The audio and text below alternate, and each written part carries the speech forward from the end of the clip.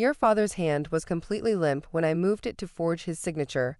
See, I'm holding his wrist like a puppet. The video showed my brother-in-law Mark manipulating my unconscious father's hand across legal documents, unaware that nurse Patricia Rivera had been recording everything. But why did she have a detective with her? And what else had her hidden cameras captured during my father's final days? My name is Amelia Chen, and I'm standing in a crowded living room, watching my family implode. Just 20 minutes ago, we were gathering to read my father's will. Now my brother-in-law was about to be arrested for fraud, forgery, and elder abuse, all because a hospice nurse decided to become a vigilant. Let me back up 6 weeks. My father, James Chen, was diagnosed with stage 4 pancreatic cancer in January. By March, he was in home hospice care. My older sister Diana and her husband Mark had graciously offered to move into Dad's house to help with his care. "It's the least we can do," Diana had said, tears in her eyes. He shouldn't be alone. I lived 40 minutes away and visited daily, but I was grateful Diana could be there full-time. Dad's house, a beautiful colonial worth $2.8 million, was big enough for everyone, and he seemed comforted by having family around. Nurse Patricia Rivera started the same week Diana and Mark moved in. She was a quiet, competent woman in her 50s who handled Dad's medications and comfort care with professional grace. "Your father's a fighter," she told me one afternoon, "but you should prepare. Maybe get legal affairs in order." "Everything's already handled," I assured her. Dad updated his will last year. 50-50 split between Diana and me, just like he always promised. Patricia nodded, but seemed troubled. "And the house?" "That's often where complications arise." "Same thing. We'll sell and split the proceeds." She glanced toward the kitchen where Mark was loudly discussing renovation plans on his phone. "I see. Well, if you need anything documented about your father's condition or mental state, just ask." I didn't think much of the comment then. Dad's condition deteriorated rapidly. Within 3 weeks, he was mostly unconscious, responding only occasionally to voices or touch. Diana and I took shifts sitting with him, holding his hand, telling him we loved him. Mark, meanwhile, seemed more interested in the house than Dad's comfort. "This place could be worth $4 million with some updates," he mentioned one day, measuring the kitchen with his phone app. New kitchen, updated bathrooms. Diana and I could really make something special here. "The house will be sold, Mark," I reminded him coldly. "That's what Dad wanted." He shrugged. "Plans change. Diana's the oldest. Dad probably wants her to have the family home." "Dad wants us to split everything equally. He's been very clear." Mark's smile didn't reach his eyes. "We'll see." 2 weeks before Dad died, I arrived for my morning visit to find Mark in Dad's study, going through papers. "What are you doing?" I demanded. "Just organizing," he said smoothly. "Diana asked me to get documents ready.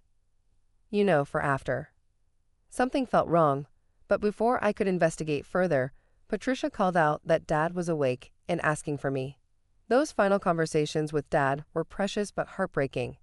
He could barely whisper, but his messages were clear. "Take care of each other. Be fair. Love you both equally." "We will, Dad," I promised. "Diana and I will follow your wishes exactly." He squeezed my hand weakly and drifted back to sleep. Dad passed peacefully on a Tuesday morning, Diana and I both holding his hands. Even Mark seemed genuinely moved, comforting Diana as she sobbed. The funeral was beautiful. Friends and family packed the church, sharing stories of Dad's kindness and generosity. For a brief moment, I thought maybe we could get through this as a family. That illusion shattered 3 days later when Diana casually mentioned, "Oh, by the way, Dad signed the house over to me before he went into the coma." I nearly dropped my coffee. "What?" "He realized it wasn't fair to make me move after taking care of him," she said, not meeting my eyes. "Mark has the paperwork." "Diana, Dad was barely conscious for weeks before he died. How could he sign anything?" It was during a lucid moment. Mark witnessed it. Red flags everywhere. I immediately called my lawyer, then Dad's lawyer. Neither had heard anything about a property transfer. Bring me whatever documents they have, Dad's lawyer, William Park, instructed. If something was signed without my knowledge while your father was incapacitated, that's a serious problem. When I confronted Diana and Mark, demanding to see the documents, Mark produced a folder with flourish. All perfectly legal, he said smugly. Property transfer deed, signed and dated 2 weeks ago. I witnessed it myself. I studied Dad's signature. It looked wrong. Shaky in places, too firm in others. This is forged, I stated flatly. How dare you? Diana gasped. Mark would never. I want a handwriting expert to examine this. Mark's face darkened. You're being ridiculous. Just because Diana gets the house. Because you forged Dad's signature while he was dying. I shot back. The argument escalated until Mark threatened to ban me from the house entirely. I left, but not before taking photos of every document. The next 2 weeks were a blur of lawyers, handwriting experts, and growing fury. The expert confirmed my suspicions. The signature showed signs of being guided or traced, inconsistent with Dad's typical signing pattern. But proving it was another matter. Without witnesses or evidence of his mental state at the time, it's your word against theirs, William explained. Mark says he witnessed a lucid moment. Hard to disprove. I was preparing for a long legal battle when Patricia Rivera called. Miss Chen, I need to speak with you urgently. Can you meet me at the house? Bring your lawyer. Why? What's wrong? I have something you need to see. I'll explain everything, but you'll want legal counsel present. We agreed to meet the next day at 2 p.m., the same time Mark had scheduled the will reading, confident his forged documents would stand.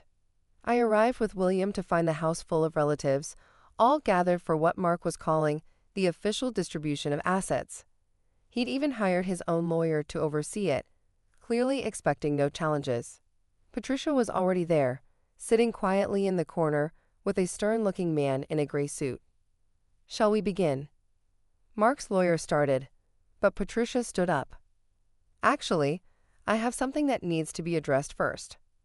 Mark looked annoyed. Excuse me, who are you? Patricia Rivera. I was James of Hospice Nurse. And this is Detective Robert Morrison from the Elder Abuse Division. The room went silent. Dade signed everything to me before the TOMA.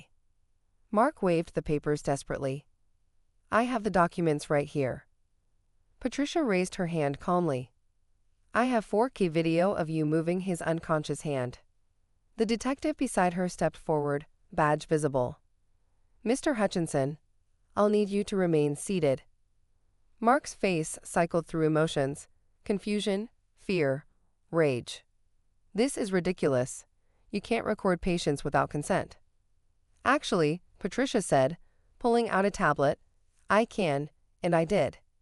With both James's and Amelia's consent. I blinked in surprise. My consent. Patricia smiled slightly. 6 weeks ago, when I mentioned documenting your father's condition, you agreed. I had you sign a consent form for continuous monitoring for medical documentation. You probably thought I meant charts and notes. She turned the tablet toward the room. But I meant this. The video was crystal clear.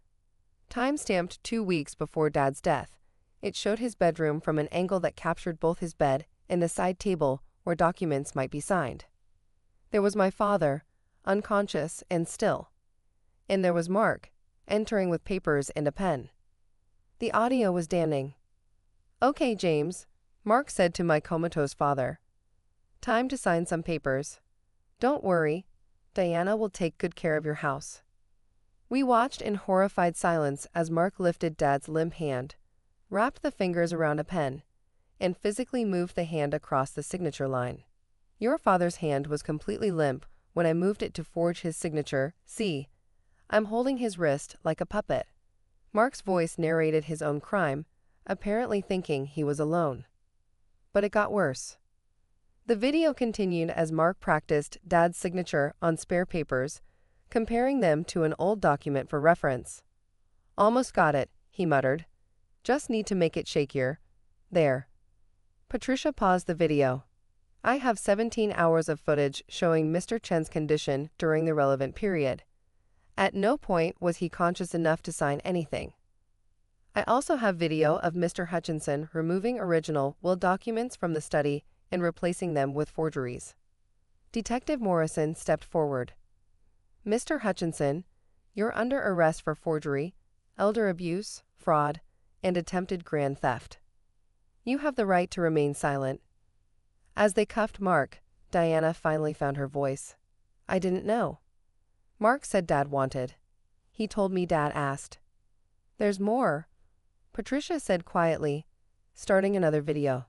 This one showed Mark and Diana in the kitchen, discussing their plans. "Once we get the house, we can take out loans against it," Mark was saying. "Your sister won't fight too hard if we throw her a bone. Maybe $500,000 to go away quietly." Diana's recorded voice responded, "But Dad wanted us to split everything. It doesn't feel right." "Your dad's not thinking clearly.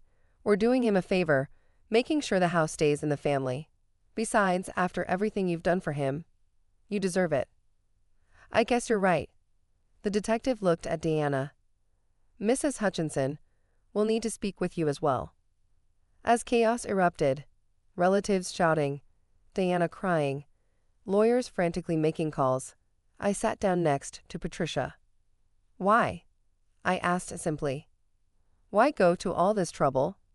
Patricia's professional mask slipped, revealing deep anger. "I've been a hospice nurse for 30 years. You know how many times I've watched family members rob dying patients, forge documents, steal belongings, manipulate inheritances." She shook her head. "Usually I can't prove anything. But your father, he was aware of what was happening. During one of his lucid moments, he asked me to protect you. Said he was worried about Mark but couldn't do anything. Dad asked you to record. He consented to any and all documentation necessary to preserve his true wishes. I interpreted that liberally." She smiled grimly. "I've had cameras installed in every room I work in for the past 5 years. Families never notice. They're too focused on what they can take." William, my lawyer, was practically gleeful. "This evidence is ironclad. The forged documents are void. The original will stand. And Mark's looking at serious prison time." Over the following days, the full extent of Mark's scheme emerged. He'd forged not just the house transfer, but also documents trying to access Dad's investment accounts. He'd even attempted to change the beneficiaries on Dad's life insurance. All of it caught on Patricia's cameras. Mark was charged with 8 felony counts. Diana, after proving she was largely ignorant of the scheme's extent, received probation for conspiracy. Their marriage didn't survive the scandal. The house sold for $3.1 million. Diana and I split everything equally, just as Dad wanted. She apologized profusely, claiming Mark had manipulated her while she was grieving. Maybe that was true. Maybe not. Trust, once broken, is hard to rebuild. But the real hero was Patricia Rivera, the quiet hospice nurse who'd appointed herself guardian of the dying. "I've got 12 active cases right now," she told me over coffee a month later. 3 of them show signs of family members planning something similar. The cameras keep running. Isn't that legally gray? Families sign comprehensive consent forms for monitoring and documentation. They assume it's medical. I never claim otherwise. She shrugged. "I've helped expose 15 cases of elder fraud in 5 years. Recovered millions in stolen assets. Sent 6 people to prison. All because you record everything. All because I listen to my patients. The dying see clearly who loves them, who's waiting for them to die, who's already stealing from them. They know. They just can't always fight back." She pulled out a business card. "I'm starting a nonprofit. Guardians for the Dying. Training nurses in documentation, providing camera equipment, working with elder abuse prosecutors." Your father's case will help us get funding. I wrote her a check for $100,000 on the spot. Mark got 7 years in federal prison for the forgery and elder abuse. The prosecutor said the video evidence was the clearest case of inheritance fraud she'd ever seen. At sentencing, Mark tried to claim Patricia had entrapped him, that the recordings were illegal, that he was manipulated by grief. The judge wasn't moved. "Mr. Hutchinson," she said sternly, "you puppeteered a dying man's hand to steal millions from his daughter. The only manipulation here was yours. The fact that someone was smart enough to document your crimes doesn't make you a victim. It makes you a caught criminal. I still have dinner with Patricia occasionally. She updates me on her cases, always anonymized, always professional. But the satisfaction in her voice when she describes catching another would-be thief is unmistakable. Your father would be proud," she told me recently. "His case has helped save dozens of other families from the same fate." I think about Dad often, especially his final lucid words asking Patricia to protect me. Even dying, even powerless, he found a way to ensure his wishes were honored. And somewhere out there, Patricia Rivera continues her vigilant watch, cameras rolling, documenting the truth for those who can no longer speak it themselves. The detective beside her had stepped forward that day, ending Mark's scheme. But the real detective was the nurse who'd been investigating all along, hidden in plain sight, protecting the vulnerable one recorded frame at a time. Justice isn't always about courts and lawyers. Sometimes it's a hospice nurse with a hidden camera and the determination to stand guard over those who can no longer stand for themselves.